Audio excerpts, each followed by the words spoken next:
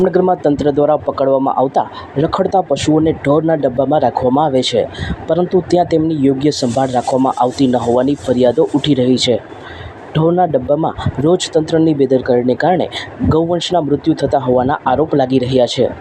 આજે આ મુદ્દે કરણી સેના, શ્રી વછરાજ ગૌશાળા સહિતની સંસ્થાઓના આગેવાનો કમિશનર સમક્ષ રજૂઆત માટે પહોંચ્યા હતા, પરંતુ અધિકારીની મુલાકાત ન થતાં કોર્પોરેશનના આંગણામાં જ સૂત્રોચ્ચાર કર્યા હતા.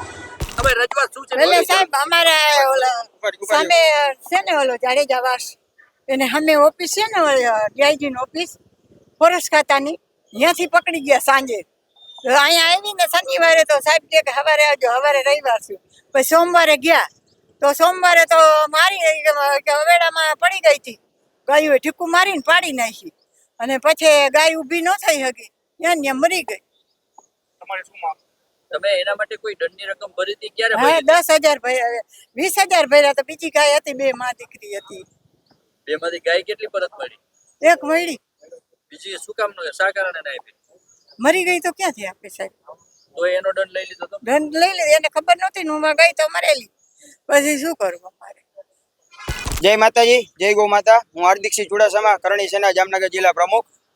અમારી આજની રજૂઆત છે કમિશનરશ્રીને. જે ગાય ઉપર અત્યાચાર થઈ રહ્યો છે, ગાયના નામે જે ભ્રષ્ટાચાર ચાલી રહ્યો છે, એ બાબતે રોજે આપણે જે ગાયના ડબ્બે જે ગાયો પકડીને લઈ જાય છે ગૌચારે, રોજની 4 થી 5 ગાયો મૃત્યુ પામી રહી છે. એ બાબતે અમે બધા ગૌ સેવકો અને તમામ સંસ્થા બધી ભેગી થઈ કમિશનરશ્રીને અમે આવેદનપત્ર દેવા આવ્યા છીએ બધા. અને અમારી રજૂઆત છે ને, કમિશનર સાહેબ અત્યારે હાજરમાં નથી, પણ અમે લોકો જ્યાં લગી કમિશનર સાહેબ આવશે નહીં ત્યાં લગી અમે લોકો અહીંયા જ બેસવાના છીએ.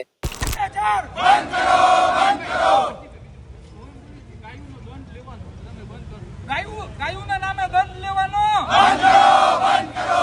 ગાયોના નામે દંડ વસૂલવાનો બંધ કરો. સચોટ સમાચારો સૌથી ઝડપી મેળવવા માટે અમારી ચેનલને સબસ્ક્રાઇબ કરો.